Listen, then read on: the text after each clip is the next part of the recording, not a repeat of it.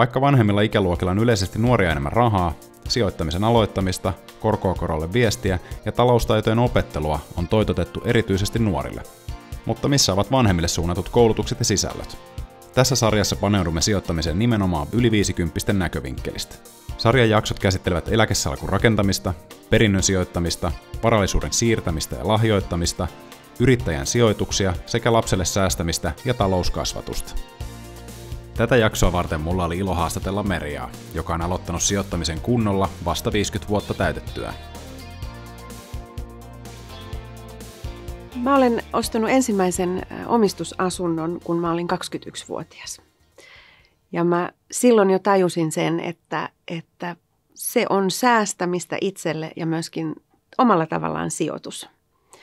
Silloin elettiin 80-luvun puoliväliä ja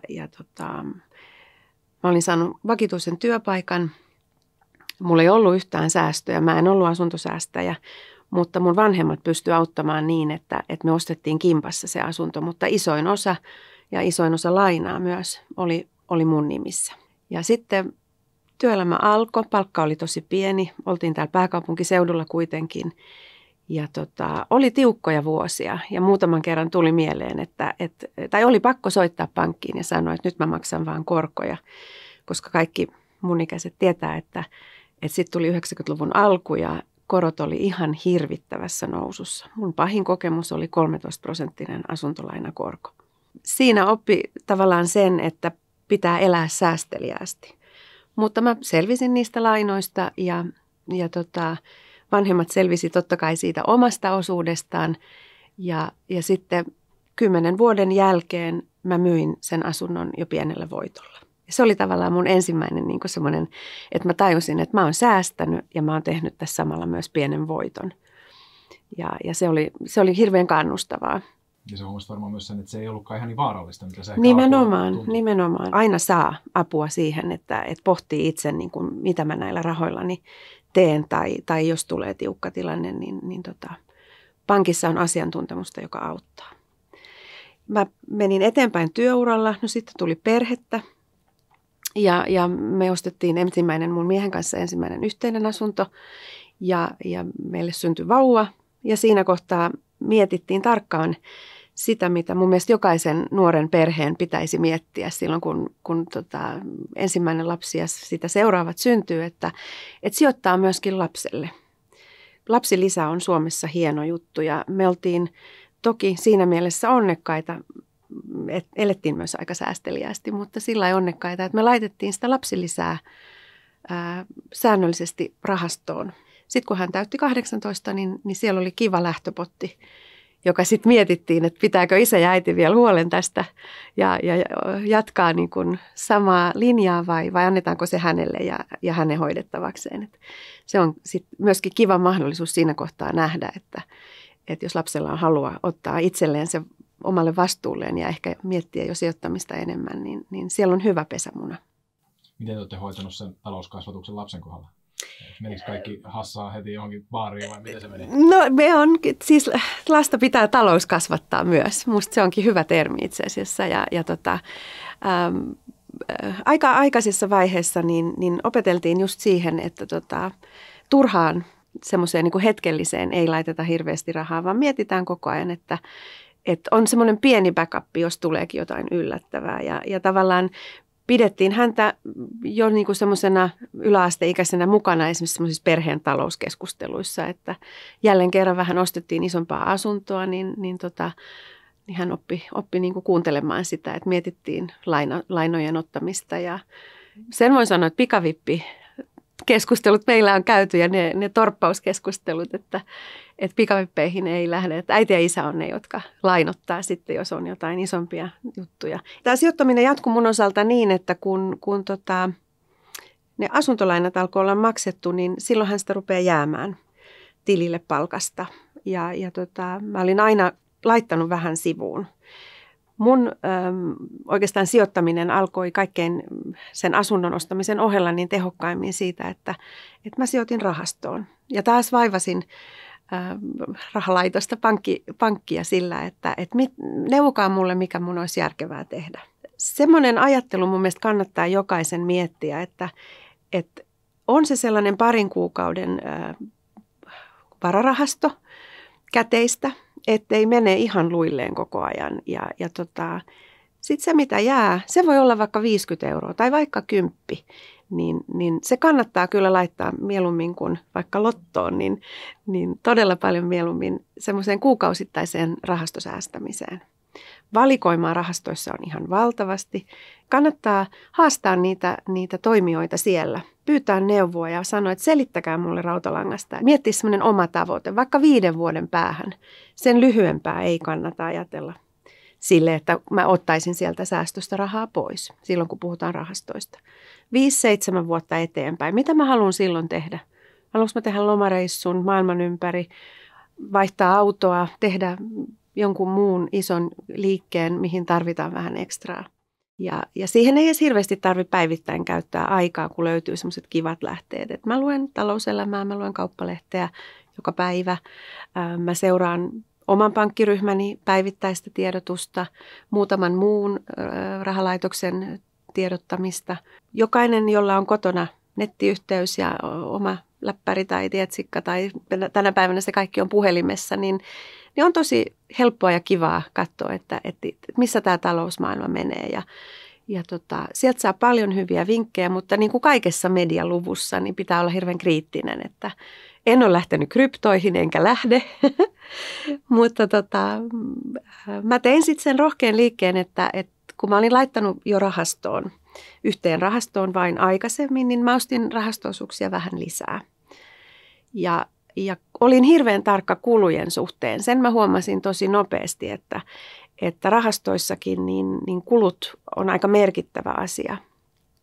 Ja siinä taas sanon, että haastakaa sitä omaa pankkia ja pitää katsoa, että mitä niille kuluille saa vastineeksi. Ja indeksirahastot on hirveän hyvä ratkaisu aloittaa ja laittaa niihin. Meillä on mahdollisuus ostaa omia suomalaisia yrityksiä, tavallaan olla sen yhtiön omistajia.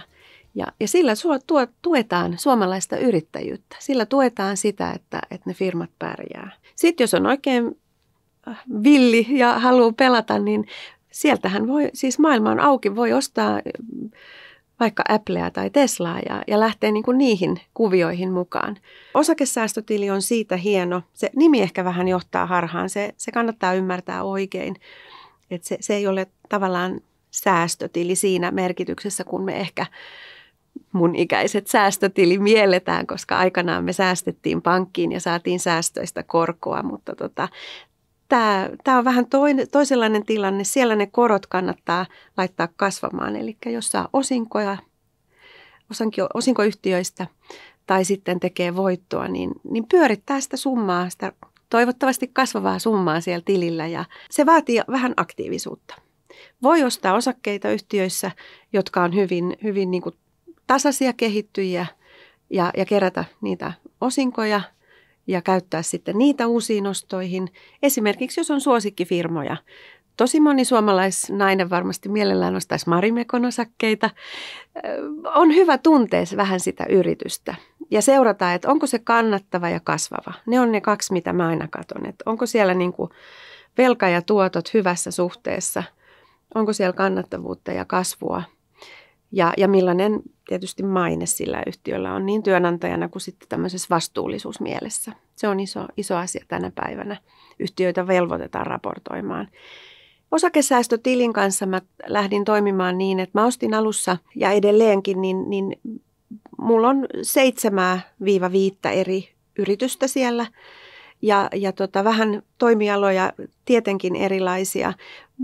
Yksi eka asia, mitä mä opin, kun mä tarkemmin tätä sit mietin ja otin enemmän itse vastuuta, enkä vaan laittanut sinne 1 tai 2 rahastoon kuukausittain vähän rahaa, niin oli se, että pitää hajauttaa ajallisesti, maantieteellisesti, toimialoittain. Ja ajallinen hajoitus nyt on tietenkin sitä, että ei osta kerralla kaikkea, koska se voi olla just se kallis päivä.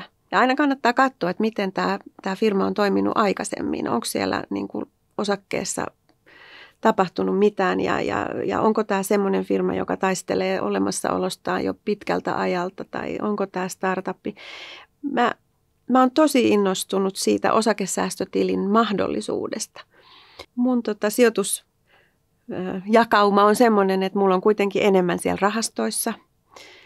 Ja sitten mulla on, jos mä ajattelen mun koko omaisuutta, mikä on mulle henkilökohtainen, ei siis mun puolison kanssa yhteinen, vaan mun omaa, niin mulla on mun varallisuudesta, tietysti meillä on koti, mutta 20% suunnilleen käteistä, 20% siellä osakesäästötilillä ja 50-60 sitten rahastoissa. Se vähän vaihtelee. Musta se on perheessä ihan hyvä ajatella niinkin, että vaikka kuinka ollaan niin kuin onnellisessa avioliitossa ja elämä on yhteistä, niin on ihan ok, että puolisoilla on myöskin omat sijoitukset ja omia rahoja. Se talouskassa voi olla yhteinen, mutta sitten se, että voi tehdä tämmöisiä omia ratkaisuja. Mä kannustan kovasti naisia tähän, koska edelleen mun mielestä se naisten euro ei ole ihan sama kuin miehen. Se on ollut mulle ainakin ihan nuoresta asti tärkeää, että mulla on omaa rahaa. Mä en ole kenenkään niin kuin lompakolla, en vanhempieni mahdollisimman pian halusin siitäkin itsenäiseksi ja sitten myöskin se, että puolison kanssa, mä en näe mitään väärää siinä, että meillä on omat sijoituksemme ja omat rahamme ja sitten totta kai sitä arkea jaetaan myös yhteisestä tilistä, mutta naiset rohkeasti vaan omaa varallisuutta kasvattamaan.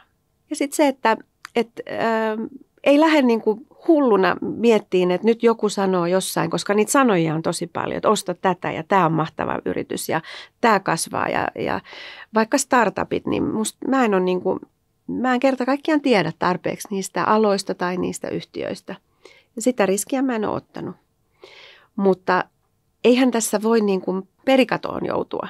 Se pitää ymmärtää, että ei kannata ajatella niin, että nyt mä sijoitan ja mä häviän kaiken mun omaisuuden. Eihän se niin mene.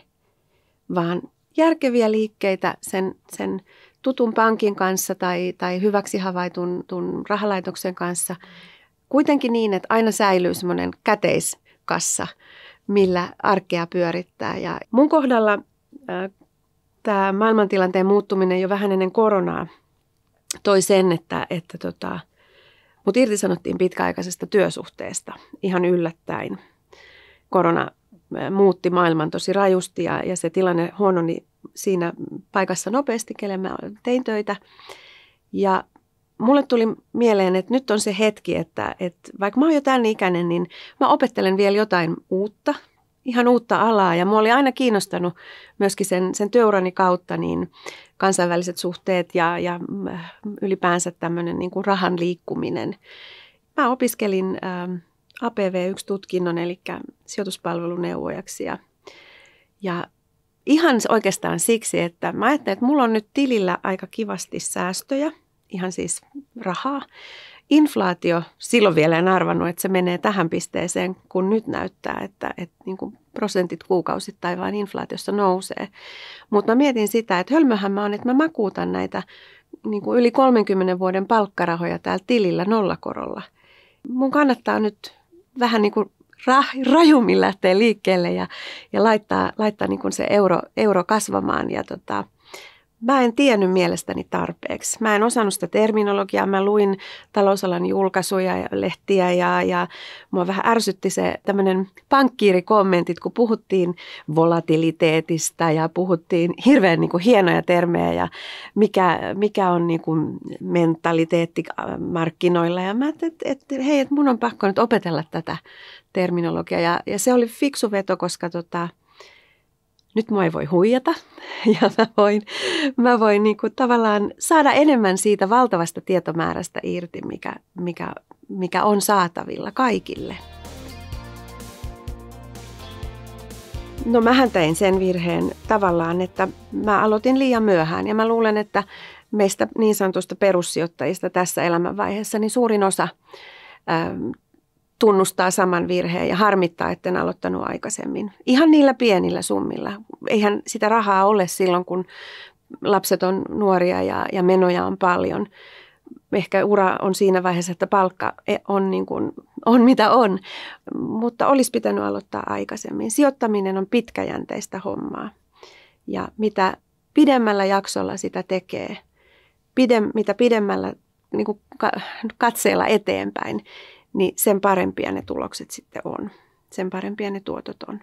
Et vaikka tulee laskuja ja näyttää, että se oma tili on punaisella, nyt etenkin on semmoinen aika helposti, että tuntuu toivottomalta, niin ei pidä tehdä hätiköityjä liikkeitä, vaan niin kuin ihan kuulisti, koska aina sieltä montusta on noustu ja pahin virhe on se hätäpäissään myyminen, että ei tämä ollutkaan sitä, mitä mä halusin, vaan nythän tässä menee kaikki miinukselle, mä myyn nää äkkiä pois. Ei, vaan ihan iisisti, vaikka on pari viikkoa, ettei katsele sitä tiliä ollenkaan, niin ei tarvitse sitä punaista tuijottaa, koska se vihreä päivä tulee, kun siellä onkin kivasti tuottoa.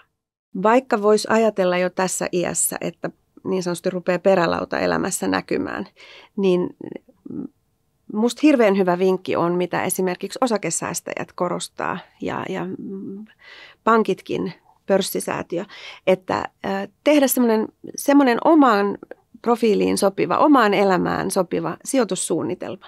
Miettiä sitä, että mitä tavoitteita mulla tässä vielä on, mitä rahatarpeita, kenelle, jos en itselleni.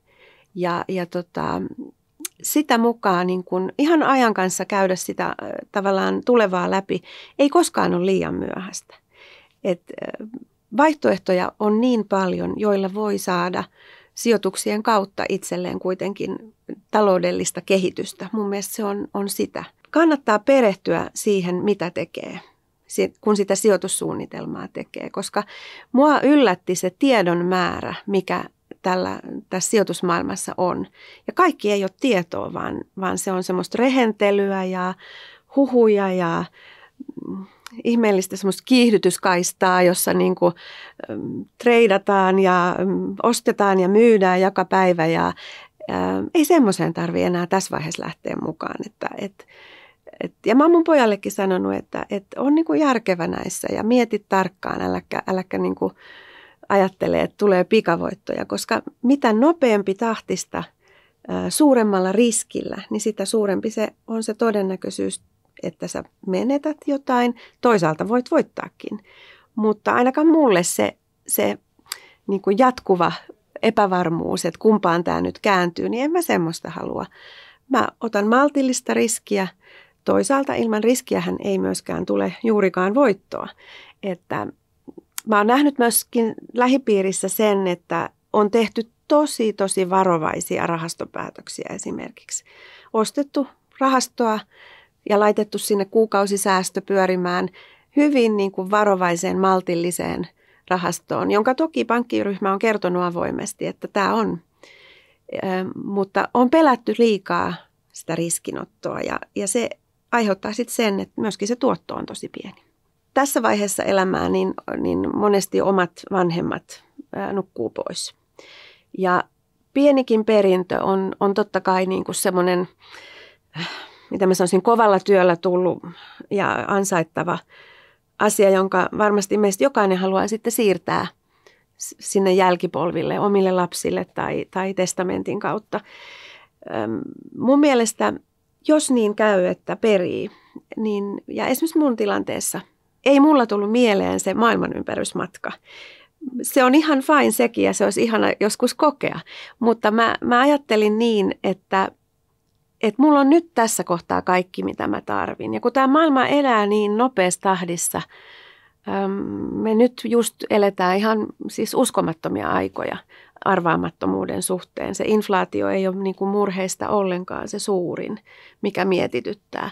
Niin järkevällä tavalla säästäminen eli sijoittaminen, ei rahan seisottaminen nollakorolla tilillä, vaan järkeviä raharatkaisuja on semmoinen vaihtoehto, että jos tulee yllättävä tilanne, ainahan ne saa sieltä realisoitua pois. Mutta on ihan fine mennä syömään ja juomaan hyvin yhtenä iltana, mutta ei sitä kannata niin kuin kaikkea polttaa kerralla. Kyllä mun mielestä tässä maailmassa on pakko miettiä tulevaa ja silloin jos on lapsia, niin myös miettiä sitä heidän tulevaa. Ja se on hieno asia, että pystyy jättämään jotain jälkeensä, josta voi kasvaa jotain vielä enemmän sitten seuraavan sukupolven käsissä. Mutta semmoinen arjen järkevä rahankäyttö mun mielestä on aika tärkeä, koska elämä etenkin täällä pääkaupunkiseudulla, isoissa kaupungeissa Suomessakin on aika kallista. Kyllä niitä pieniä järkeviä säästökohteita löytyy, että tässä iässä huomaa sen, että niin kun elät kun viimeistä päivää, niin ei se nyt aina ole kauhean järkevää, koska on ehkä syytä miettiä, että mä oon varautunut siihenkin, että se viimeinen päivä voi olla niin kuin vähän karu ja mä haluan silloin olla itseohjaimissa, että missä mua hoidetaan esimerkiksi, miten mua hoidetaan. Ehkä jonain päivänä Suomessa näitäkin täytyy enemmän miettiä. Että kyllä mä oon esimerkiksi eläketurvastani huolissani. Eläkeikä menee koko ajan pidemmälle ja vaikka mä en ole tavoitellut mitään ylellisyyttä, niin mä haluan turvata, että mulla on vanhana semmoinen pieni taloudellinen lisä, joka on enemmän kuin se, mitä mä oon palkkatyössä saanut jäämään. Tai suomalainen kansaneläke, koska eihän ne menot vähene kuitenkaan. Mun mielestä semmoinen rohkeus kannattaa, ja etenkin mä haluan rohkaista naisia, oman ikäisiäni naisia siihen, että enemmän kuin ostaa kalliin käsilaukun tai kylppärin täyteen niin kuin semmoista kallista ryppyvoidetta, niin sijoittakaa semmoiseen omaan turvaan. Pitäkää semmoinen oma juttu, millä voi sitten tehdä jonkun kivan lomamatkan muun perheen kanssa tai satsata itseen sitten vähän myöhemmin. Jos ei halua siihen suoraan osakeostoon mennä, niin ei todellakaan tarvi, eikä alussa kannatakaan. Että se eka tonni vaikka sinne rahastoon. Tänä päivänä pitää miettiä, että se sijoitus, vaikka sitten sinne rahastoon, on se korkeakorkoinen tili, mitä silloin hekumoitiin 70-80-luvun vaihteessa, että kaikki sinne ja sitten eletään koroilla niin sanotusti, niin nyt on terminologia vähän eri, mutta jotenkin tässä kävi semmoinen jakso, ehkä sen 90-luvun laman jälkeen, että tuli pelko pankkeihin, tuli semmoinen epäluottamus siihen, että kyllähän tämä niinku huonosti loppuu. Ehkä me suomalaiset ollaan vähän näitä ikuisia epäilijöitä, mutta maailma on nyt erilainen ja tämä sijoittaminen pitäisi olla niin kuin joka miehen oikeus, jos ei jopa vähän velvollisuus, koska nyt me ollaan siinä tilanteessa, että Suomessa meillä on ihan liikaa passiivista, staattista rahaa ihmisten pankkitileillä. Ne ei lämmitä niitä ihmisiä siellä, ei tuo sitä arkea sen kummemmaksi. Miksi mä makuuttaisin sitä nollakorolla inflaation syötävänä sitä rahaa, kun on tosi luotettavasti ja helposti mahdollisuus tehdä paljon järkevämpi ratkaisu. Ja sitten mä kannustan kaikkia lukemaan pari kirjaa. Merja Mähkän Osakerahastot on loistava kirja, joka on kansantajuisesti naisnäkökulmalla kirjoitettu. Ja hän on muutenkin sosiaalisessa mediassa hyvin aktiivinen. Todella hyviä vihjeitä niin perintöasioihin, verotukseen, avioehtoihin, testamentin tekoon, kaikkeen tämmöiseen.